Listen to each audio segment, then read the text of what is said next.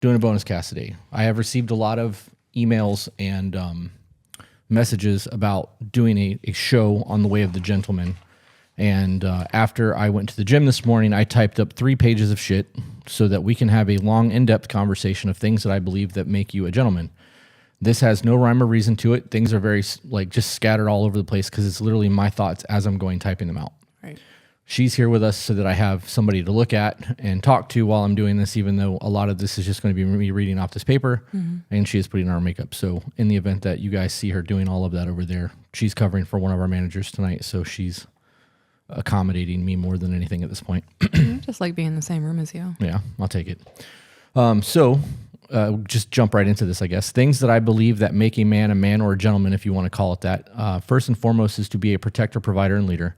I preach this constantly. Protect, provide, preside is a phrase coined by the Order of Man by Ryan Michler. We're going to get into some of his stuff later on. A lot of good information there. But because that is the key things, in my opinion, the first 3 things that makes a man is being able to protect, provide, and lead. That's going to be a big part of the beginning of this. So as much as I would like to just spitfire things off the top of my head, I am going to read these paragraphs, and I hope that they are coherent because I was speedball typing trying to get all this out of my brain. So first and foremost, the safety of your loved ones come first. You should always be aware of your surroundings and make sure that you know where the exits are. Making sure that you can identify threats and capable men in social settings. That's super important because in the event that you are not able to get your family out of a scenario, finding other capable men that will run towards danger and defend is going to increase your likelihood of survival. Go ahead. So what would you say, like for a man who's trying to learn this kind of thing, what should he look for in other men to know, like, I'm safe with that guy? So that's kind of my answer that's going to be different than others. What do you look for when you walk into a room? I look for anybody that I can ascertain who's been to prison. I look for veterans. I look for bikers and people that I might think are Leos. Any of those things, because I know that your situational awareness for people who've been incarcerated is a lot higher than the general public's. You have to learn that while you're locked up. Veterans, same thing. It's a survival mode. Bikers are a lot more aware of their surroundings. They're constantly scanning rooms, and obviously Leos are trained for that. It's their job. What is a Leo? Law enforcement officer. Oh, I did not know that. So that's what I'm looking for. Right. I'm not necessarily looking for the biggest guy in the room. If I see somebody in the room that's got cauliflower ears, I'm going to recognize that as somebody that's going to jump into a foray because, dude, he hand-to-hand combat training. Right. So those are things that I look for. It may be different for other people, and I'm going to look for good old boys. If I can find a Southern man, like a true Southern man, that's my go-to first. Yeah. Because good old boys don't fuck around. So that's me. I also believe the most effective way to keep people safe is to not be there when things start going south. So in the event that you see things starting to go wrong, get your family and get out. I don't care how much training you have. I don't care if you think you're John Wick. If you are able to remove your family and yourself from a situation before things get bad, that is the ultimate form of safety. It's passive. You can call it whatever you want. You can call it cowardly if that makes you feel better about it. But if you can get your family out of there before things go bad, they are safe.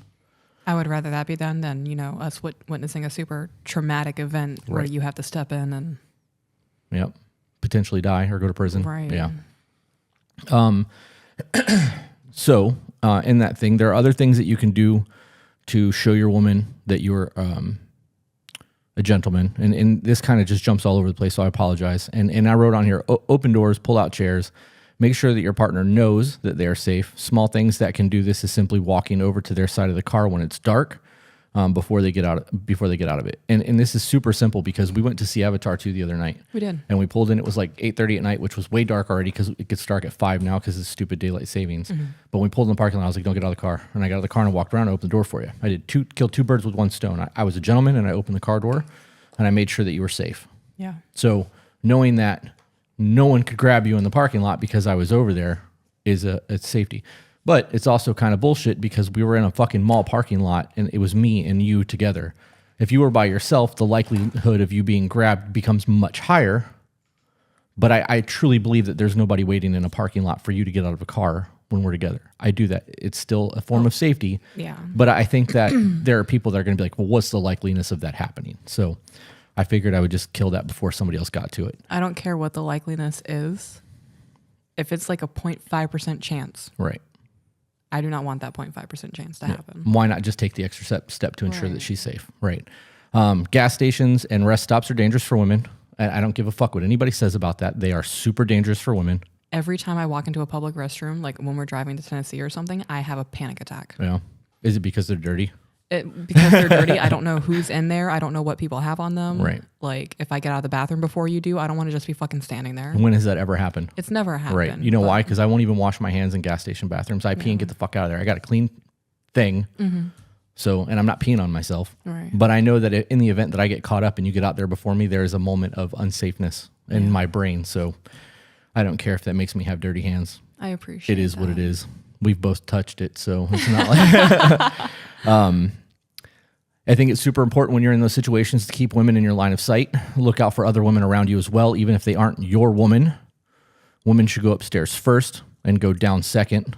So in the event of a trip, you can catch them. They should walk on the inner part of the sidewalk away from traffic. Elevators are dangerous as well, and you should step in first and step out first. That's in case in the event that there is a threat in the elevator or a threat waiting when you get out of the elevator. This also corresponds to going in and out of buildings, especially at nighttime, into a dark street or into a dark parking lot. I wrote down in here, ladies first is a good rule unless you're walking out of a building onto a dark street. So same logic applies here as the elevator. Your woman should order her food first when you eat out, unless you have been granted the ability to order food for her. Although I believe this is an outdated thing. Some women may like that. You got to talk to them about it. But do not eat your food until she has her food on the table. Let her start eating first. When the waiter comes, and this is a me thing, this line is purely a me thing. When we go out to eat and somebody comes to the table and says, how's the food? I let you answer that question every time. Yeah. Because I don't give a fuck. I'm going to eat regardless. They could Right. completely ruin my food and I'm going to thank the waiter and I'm going to eat that. That's just the way it is. Like I've gotten so accustomed to eating shitty food in my lifetime that I'm going to eat it regardless. Right. I may not like it. It's going down. Unless they really mess my food up, and then obviously I'll say something. But for the most part, I'm just going to accept what's in front of me and I'm going to eat it. So I let her answer those questions because if we are out to eat, we are out to eat because I want you to have a good time. So it's important to me that you are getting a good meal and that you are enjoying your process there. Maintain her vehicle. This one gets me a lot of shit on TikTok, and I don't care what anybody says. If you are making sure that her vehicle is well maintained, putting gas in the car, making sure the tires are checked, making sure the oil's good, window wiper fluid, like all of that, you are maintaining a safe vehicle for your woman and your family to ride around in. And I can do all of that. I did all that by myself for a very long time. That's actually on here. Yeah. I have princess hands, and I like my hands staying soft and feminine. So if I don't have to do something nitty gritty, and I have a man to do it, Are you saying you don't want to go out there and change your oil and bust your knuckles all up trying to do things? no, Oh, okay. I don't.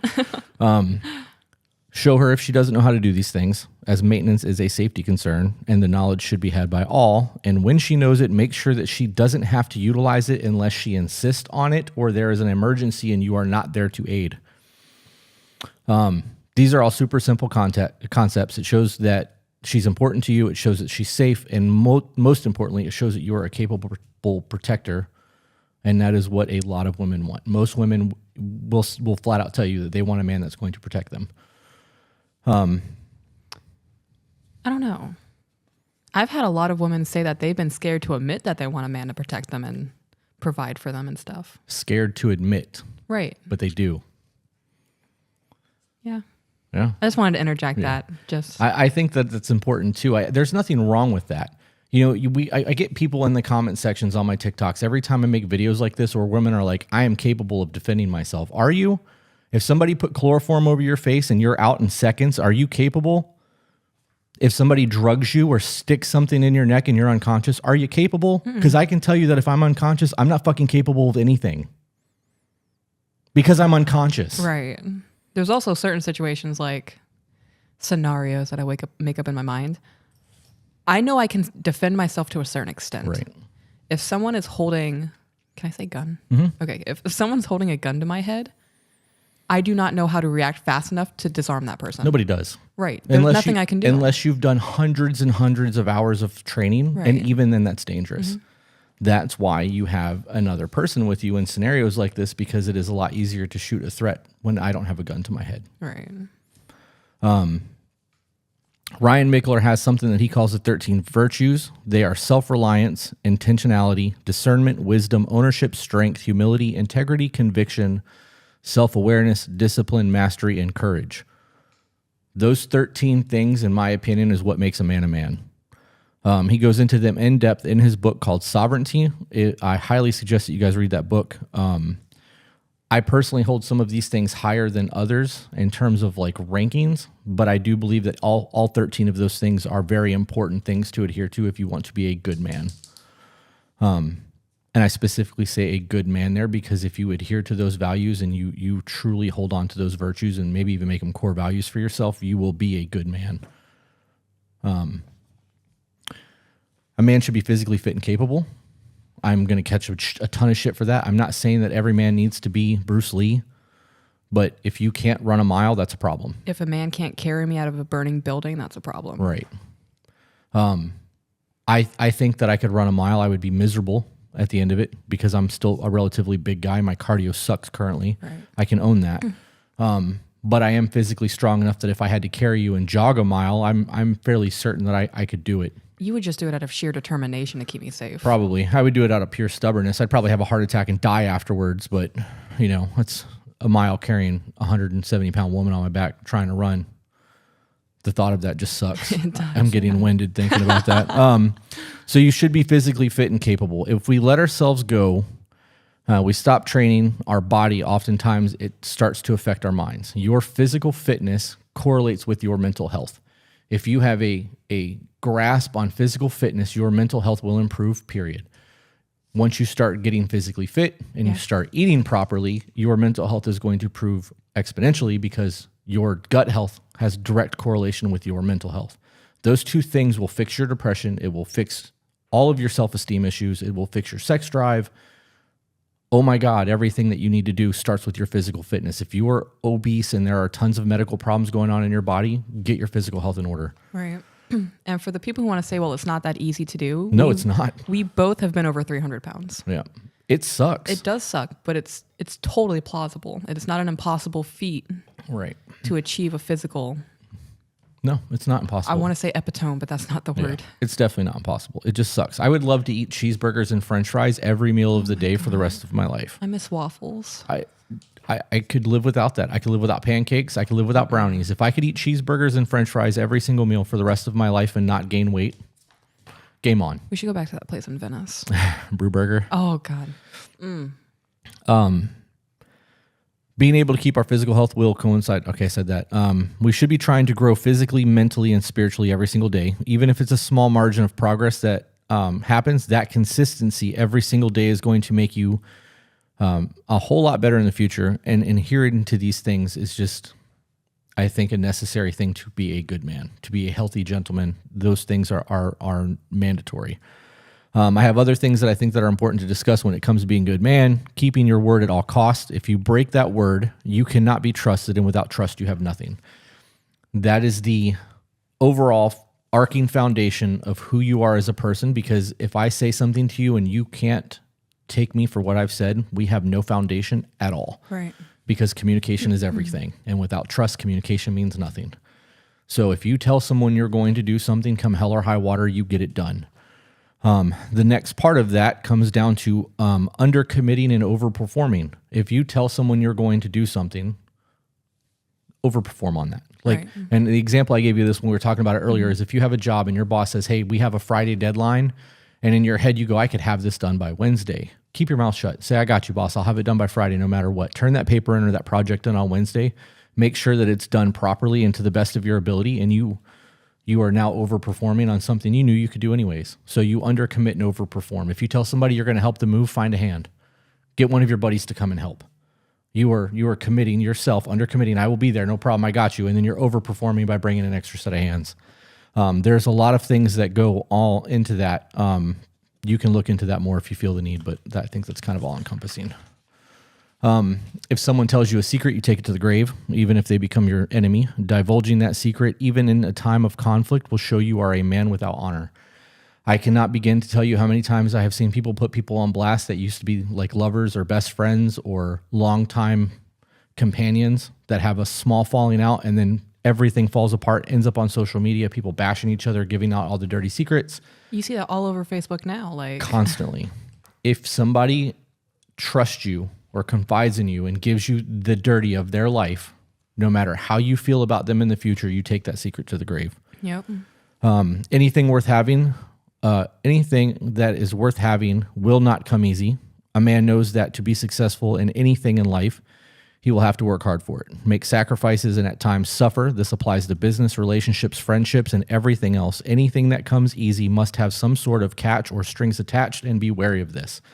If you are not willing to suffer for the things you want, you don't want them. I agree. Period. Mm-hmm.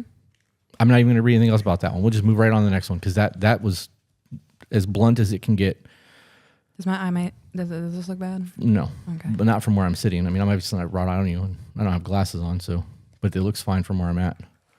What do you guys think? Does her makeup look good? I'm dropping shit. Can't ask that on here. Know the difference between confidence and arrogance, and do not cross that line. I like that. Ego is the destroyer of everything. Ego kills talent. It kills productivity. It kills relationships. Ego is one of the biggest, in my opinion. If there was a 7 deadly sin, like number 8 that I could add, it would be your ego. Kill your ego. That's Yep. You have anything to add to that one? Okay. Yeah. I mean, we see it all the time in our industry. Constantly.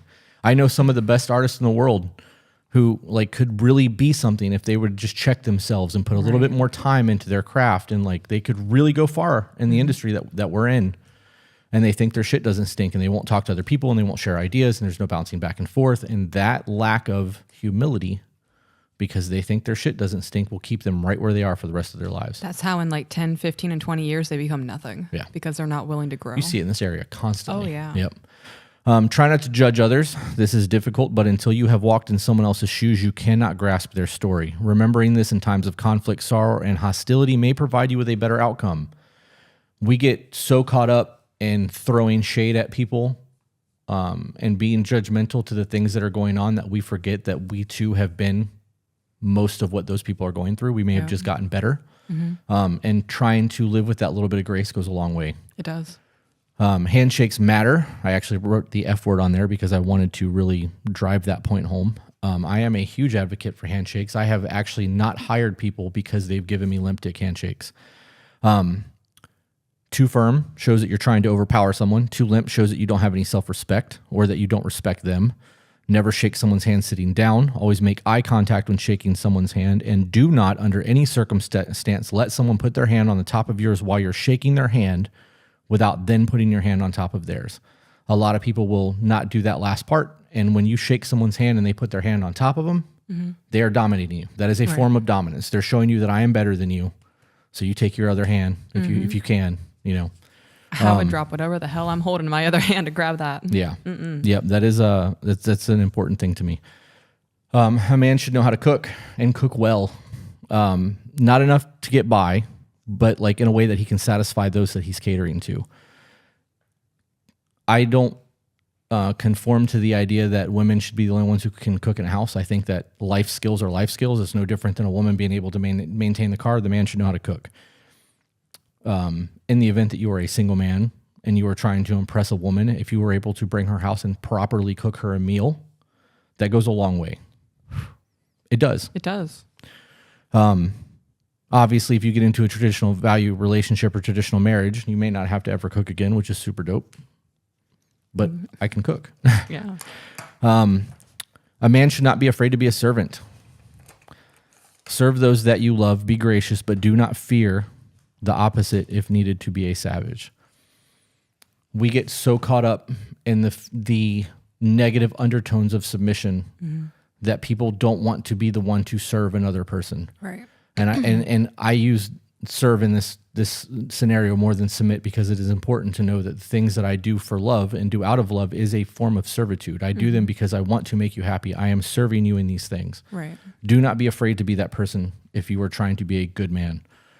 At the same time, if you need to be a savage, be capable of doing so. Pick up the tab. If you invite, it is your duty to pay, period. It does not matter if it is a date with friends, a physical date with a woman, or whatever the case may be. If it is your idea, it is your dime. I catch so much flack on this because people are like, I'm not paying for somebody else's meal, blah, blah, blah, blah. Rule of the gentleman states, if you invite, you pay. If you offer to pay and it is declined, you offer a maximum amount of 3 times. On the 3rd time, it is rude if you press any further. So if somebody's like, no, I got it. And you're like, no, I have it. And it's not a big deal. And they're like, are you sure? And you'd be like, yes, I'm sure. And they're like, come on, I really don't want you to pay for me. At that point, you can offer one more time and that is it. If they say no at that point, you don't press. It's rude. A man is not late. If you are on time, you are late. If you cannot account for traffic, that is a problem. Being late shows an overall lack of self-discipline. And as far as I'm concerned, if you are not 15 minutes early to where you are supposed to be, you are not on time. Traffic happens. Flat tires happen. Gas station runs happen. You never know what's going to hold you up. So you always give yourself ample time to get to where you're going without being late. If you are one of those people who are always punctual and you're never late because you adhere to these things, in the event that there is an actual emergency and you call, no one's going to ever think twice about it because they know that you are never late. Yep. Take pride in your appearance and your hygiene. Yes. I understand that there are a lot of blue collar men out there that constantly got dirt underneath their nails. It's just the way it is. Mm-hmm. But if you're an outside worker and you're taking your woman on a date, you know that you got a good pair of boots and you got nice clothes that you can wear. Take the extra time, clean yourself up, make yourself presentable for your woman. Your hygiene is super important. Also, nobody wants to be around somebody who smells, stinky breath, bad teeth, whatever the case may be. If you have the opportunity to take an extra 15 seconds to clean yourself up, do it at all costs. Give up your seat and your coat. I'm a firm believer that if there are no seats and I'm sitting down and a woman walks in the room and I don't know her, I'm getting up. Mm-hmm. Doesn't matter who it is. I'm not going to be the one that's holding the seat. And you see there's hostility about this all over the internet because of people on subway trains and things like that saying that, women want equal rights. They don't get the seats anymore, blah, blah, blah. I've seen women screaming on a train about who's going to be a gentleman and let me have my seat. And I hate that all of that is a thing. So me personally, regardless of how others may view it or feel about it, in the event that I am sitting down and a woman walks into a place, I will give my seat up. I'm not giving my coat to a stranger unless I'm physically giving it to them and not expecting it back, because I will not take clothes from somebody that could have scabies. Mm-hmm. And in my opinion, everyone could have scabies. Okay, actively listen when she talks. Actively listen. Actively comprehend. Right. Selective hearing is a thing. If I've got my phone in my hand and you say something to me, unless you tell me specifically, I need your undivided attention, there's a strong possibility you're getting maybe 40% of my attention. So I'm going to have to set my phone down and go, okay, babe, I'm sorry I was not listening. I only heard about 40% of what you said. I need you to repeat yourself. You have my undivided attention. You need to be actively listening. Cell phones and distractions in the home are a huge factor in people having a hard time having proper communication. So actively listen when she talks. Going back to the protector thing, protect those who are weaker than you. This doesn't always necessarily mean your woman. Obviously, you protect kids, you protect weaker men if that is a thing. At the same time, be careful in the things that you get involved in. Sometimes you're going to get yourself in something you really don't need to be involved in. But I don't abide bullying. So if I see somebody running their mouths or picking on an older person or something like that, you need to step up and be a man and handle that. Be goal-oriented. A goal-oriented gentleman talks about ideas and progress, not other people. If they gossip to you, they will gossip about you. This is a huge thing for me because I don't participate in gossip. Mm-hmm. If somebody has something that they want to say to me about somebody that I know, my answer to them is always, why are you saying this while they're not standing here? And I mean that. Mm-hmm. If you have something negative to say and they're not here to defend themselves, shut the fuck up. I don't want to hear it, especially if I love that person, because it's going to create conflict between you and I. Right. Not, you know what I mean? Right. Like so remember your goals. Remember the progress that you want to have and who you want to be, and do not get caught up in gossip. And if you are around gossiping people who are not making you a better man, providing you with ideas to move forward and being goal-oriented, you need to find another social circle. Somebody just commented on our podcast and said it's better than Joe Rogan's podcast. Oh, yeah, right. Right? The flattery, though. Yeah, no shit.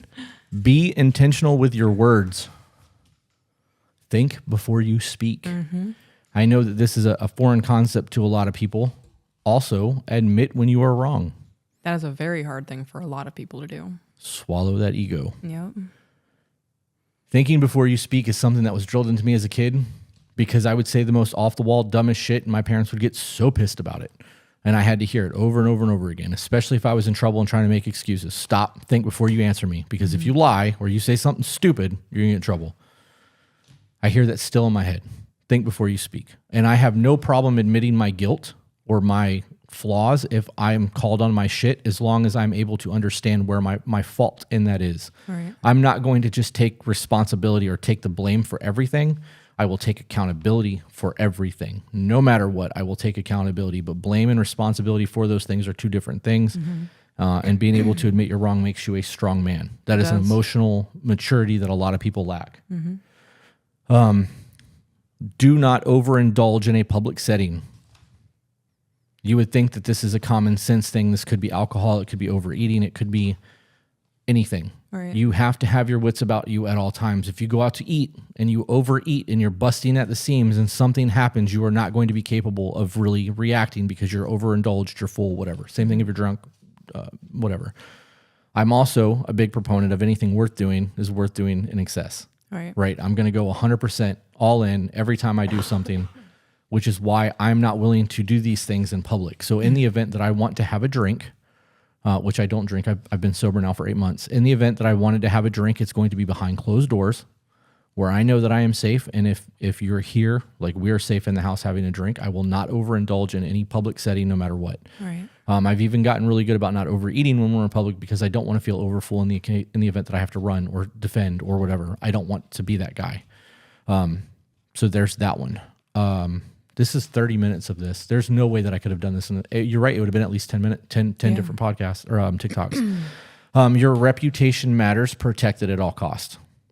This does not mean that if somebody says something bad about you to fucking get on the internet and rip them apart and get caught up in their negativity and their nonsense, because people like drama and they want to do that. But if you are trying to build a business, your reputation of who you are as a person will absolutely affect your business. If somebody starts attacking your business, you need to do things to show that that is not who you are. Engaging with the lesser man is not always the way to do it. Sometimes you can, behind the scenes, utterly destroy their business. You could do things to slow them down. There's a lot of behind the scenes dirty shit you can do, but do not engage with them publicly. Make sure that your reputation is spotless. If you can, do good acts, good services, be a good servant to your community. That is a good way to protect your reputation. It is. A gentleman never puts his hand on a woman. This does not mean that you can allow her to abuse you. However, if you can eliminate a threat without physical harm as you leave a situation, do so. In the event that you are a violent woman and decided to put your hands on me, I know that I am capable, even with you swinging on me, to get out of the house.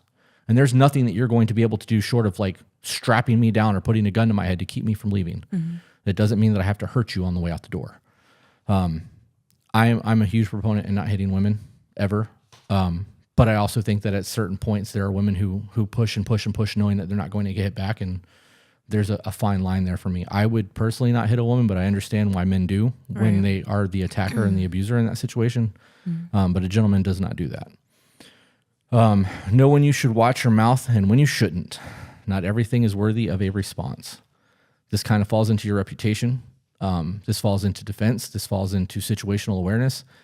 You do not have to respond to every slight insult, every scenario. Just because somebody is in your face or doing something, you have a choice to react or respond. And if you are reacting, you are doing so from an emotional standpoint and not a logical standpoint. And the outcome is going to be far worse than it would be if you took a second to think about what you're doing and respond accordingly. So know when to shut your mouth and when you don't have to. Perception is reality. Life doesn't dictate your attitude, but your attitude dictates how you will experience your life. If you change your attitude, it will be the shortest and most permanent route to changing your life. I cannot stress that enough. The way you view a situation will 100% dictate the outcome of that situation. I don't say we have a problem. I say we have an opportunity. Even with the hurricane, ripping the roofs off the building, we lost 2 businesses in that hurricane. We have opportunities. We can downsize the spaces, put everyone in one location if we wanted to. We have an opportunity to open in another state. We sold one of the buildings. We have a lot of things that are now a lot more feasible because this opportunity has arisen. If I was like, the insurance company's not paying and we lost the roof and we lost the business and the insides are gutted and there's fucking mold everywhere and all of this nonsense, I'm looking at that entire scenario from a negative standpoint. All I'm going to do is make myself depressed. Right. Instead, I'm taking the reins, working with the insurance company, hoping that they can get their shit together. We've gutted the units, sold one of the buildings. We are doing a lot to move forward in a positive light. That is going to get us closer to the goals that we had set for ourselves before the storm. Mm-hmm. It is an opportunity, not a problem. So, again, life doesn't dictate your attitude, but your attitude does dictate how you experience life. Procrastination leads to failure. Yes, it does. I am a huge proponent for getting it done right now. Mm-hmm. If we get up at 6 o'clock in the morning and we have a whole day planned of shit to do, and by 3 o'clock, everything is done on that list, I have the rest of today to do whatever I want. I can lay on the couch, I can take a nap, I can watch TV, I can play with the kids, I can do whatever I want because I did my entire day worth of shit by 3 o'clock. Mm-hmm. Putting it off, it's only 3 o'clock, I got the rest of the night to do this. Then at 10 o'clock at night, you're rushing to try to figure out what you have left to do.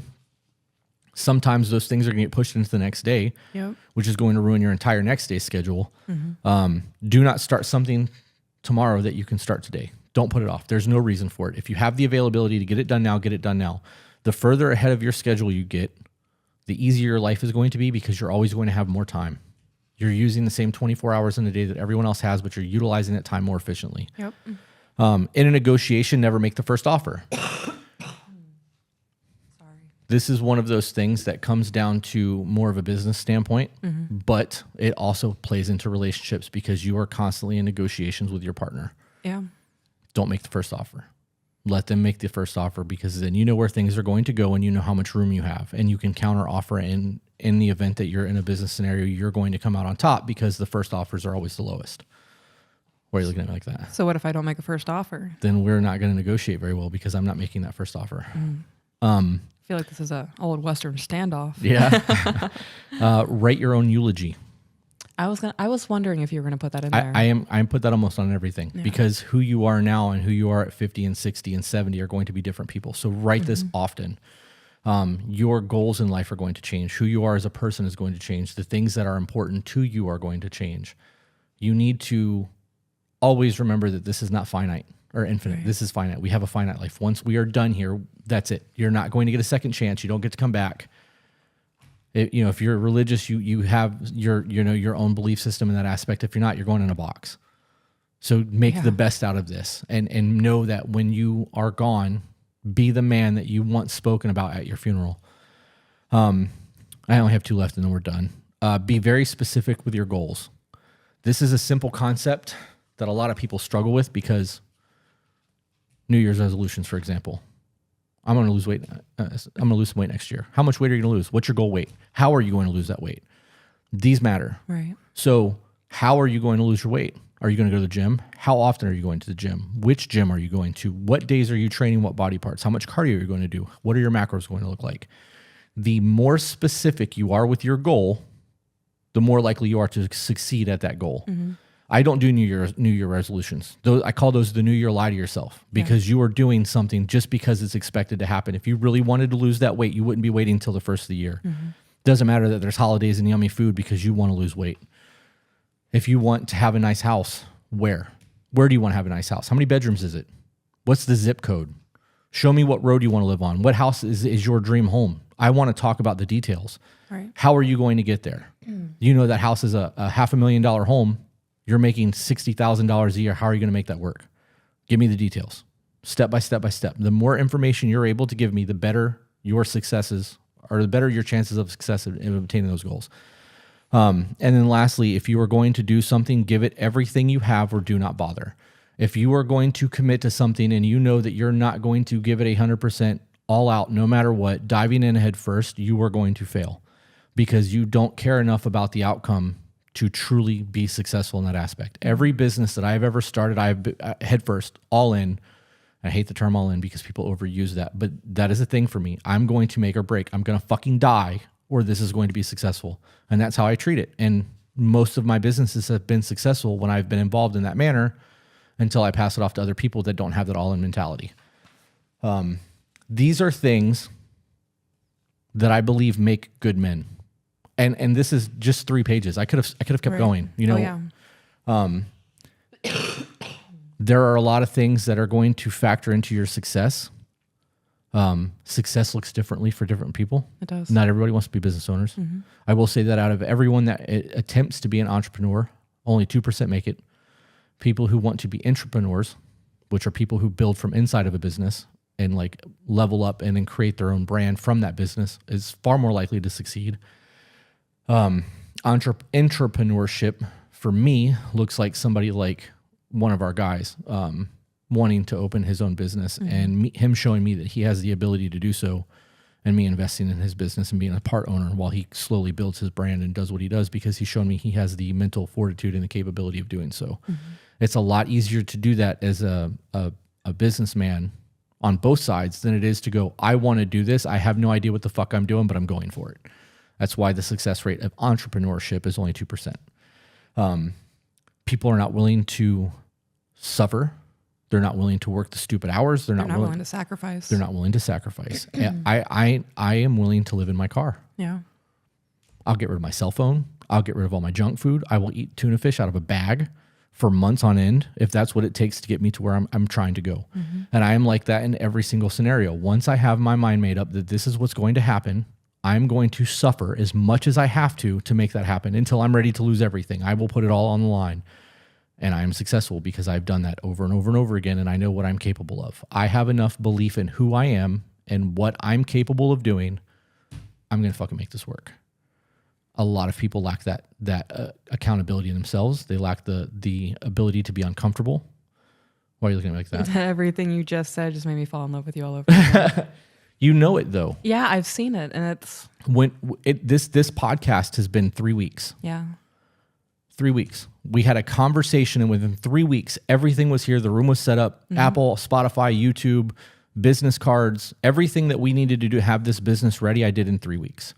We've been making content. Right now, you're getting ready to go and cover for one of the people at the shop, and you have to be there in 2 hours. Yeah. I was like, babe, we have 3 hours. Let's go make a podcast real quick. We have content. We are doing everything that we can. I'm even talking to other people like Ian who wants to come and have conversations like this. If we can build this thing and build the coaching business and really get that going, that is an easy form of revenue for you because any businesses that we create together changes our prenuptial. Right. You are going to get 50% of that business in the event that anything ever goes wrong. In the event that I don't want to do this anymore, it's your responsibility. You get to run the business. I don't care. You know what I mean? Like that's a thing for you. We are building something for your future now. But I am killing myself to make sure that all this works, so much so that I've lost sleep over it. You have. I want to make sure that this is going to be successful. If I'm going to do something, I'm going to give it everything I have, or I'm not going to bother. The 3 weeks that we've put into this, I could have been watching TV. I could have been focused on the other businesses. I could have been working with construction guys to build out at the expansion. All the things that I could be doing, I have been trying to categorize and prioritize everything throughout the day. That same mindset adheres to your family. Right. If you are going to be a father, be a father. If you are not in the picture for whatever reason, there is no excuse to not be a father. If your kids move away to another state, that's a different story. But if you live in the same town, there's no reason that you can't see your kids. If you can't get along with the mom, fix that shit. It's not easy. No one ever said any of this is going to be easy, but it's necessary. You have a child. If you can't afford your children, get another job, get 2 jobs. There are people who come to this country and become legal immigrants that work 3, 4, and 5 jobs to make something of themselves. And within that first generation of them being here have created generational wealth because the opportunities that we have in this country are unlike anywhere else. Yep. I have no pity, no patience for excuses. If you really want something in life, get the fuck up and go get it. I think that those are the qualities that make a man a man.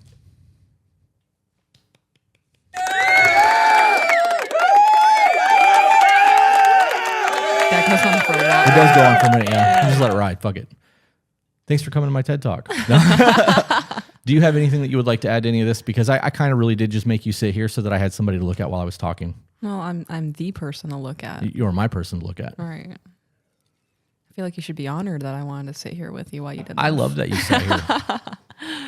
I think you hit some really good points. Like, everything you listed is how I view a man should be as well. So I agree with all of it. As a traditional woman who wants a traditional man, like, you fucking nailed it. Sorry. I want it. Why? Because I said the F word. I've dropped it a few times too. My mom, I am trying to be better because I respect that woman, but it is very difficult for me not to use those words when I intentionally want to use them. Right. And as she said, it's a her thing, not a me thing. So she doesn't care that I do it. It bothers her. So I am trying to be better for her. I also think that it's important as a man to spend dinner time with your family. Yes. If you are able to, if your job allows it to happen, to be home at night, to sit down as a family and have dinner uninterrupted is a very big thing. People underestimate the quality time that comes in not having your phone in your hand, not having the TV on. You know, we are able to pick up a lot of things that we would have not picked up with the kids. Like when we watch TV in the living room and they're eating their chicken nuggets while watching TV because we happen to get fast food that night, we may not hear them chewing with their mouth open. Right. They're sitting in front of us watching TV. When we sit at the table and they're chewing with their mouth open, we hear them. Hey, don't do that. Close your mouth. Be a gentleman. Like, be respectful. You're not a cow. You're not raising a barn. Let's go. Like, get better. Those small things, those nuances are things that you will only pick up if you are uninterrupted, undistracted, and giving your full attention to the people that you're with. Having dinner. How was school today? What did you learn? Oh, you didn't learn anything? Then why did you go to school? Tell me something that you learned today.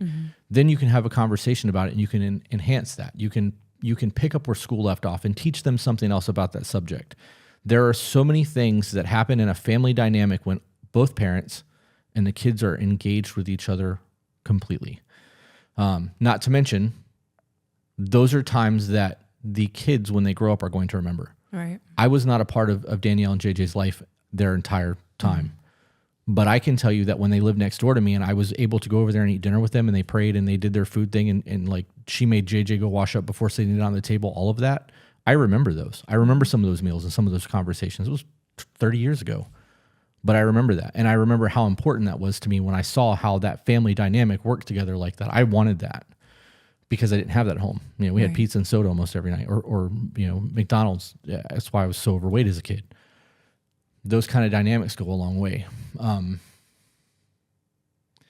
We're 45 minutes. I think I should call it. I don't want to keep going because I could do this all day. I also don't want you to start repeating yourself on things. Yeah, I mean, I would do that too, I'm sure. But do you have anything that you would like to add from a woman's standpoint on what makes a man a man? Not on the spot like that. If I had some time to think about it, probably. But this is also making me... Will you make a TikTok about it? Make a TikTok about what? About what I just asked you. So you have time to think about it. I might have to have like a sit-down platform like this. Yeah? Yeah. We could do that. I'll sit over here in silence and be your eye candy for a little bit. Ooh, yeah. Yeah. Put on a tank top so you can see the hamburger sticking out of the shirt. I want you to put on overalls. I have them. The black ones? Yeah, they're in there. No shirt. Yeah. You want me to put on the hat? But they can't pan to you. No. Well, I mean... This is purely for me. So then we'll just only do one camera. Okay. All right. What were you going to say, though, about... Because you said this is... I don't know. I'm all flustered. Oh, man. Now this has me thinking like... things that make a gentleman. Well, if I did one for ladies. That is a phenomenal idea. Right? Because I like to think of myself as a pretty elegant, sophisticated woman. Well, we have been asked, other than cooking and cleaning, what makes a traditional woman a traditional woman? We've actually been asked that numerous times. For you to do that, you are essentially doing exactly what I just did. So, because there are certain things that I do that I not expect another woman to do. Right. Like taking your boots off for you after a long day. I love doing that for you. Me too. That is a act of service for me. And I love it. But you say that, like I did, there are things in here that I do that I don't expect others to do. These are my beliefs and you can be on board with them or not. I don't care. I'm just giving you my perspective. If you pick 10 of these things that I've laid out and it makes you a better person because you adhere to those things, it was worth having this podcast. One person doing one thing makes this 45 minutes worthwhile. Yeah. You should absolutely do it for the ladies. I'm going to do that. Yeah. We're not doing anything on Sunday. You want to record it then? That's Christmas. All right. We're not really doing Do it anything. after dinner? Yeah. I mean, we did cancel the live on TikTok. Yeah, I wanted to like cuddle and watch a movie and not rush dinner. I think that we should, we'll talk about that after this. I think that we could do both. Okay. But Dope. all right, guys, thank you for tuning in. You really need to get over that. I know the audacity of my human form. How dare you have phlegm? Unacceptable. We'll see you guys later.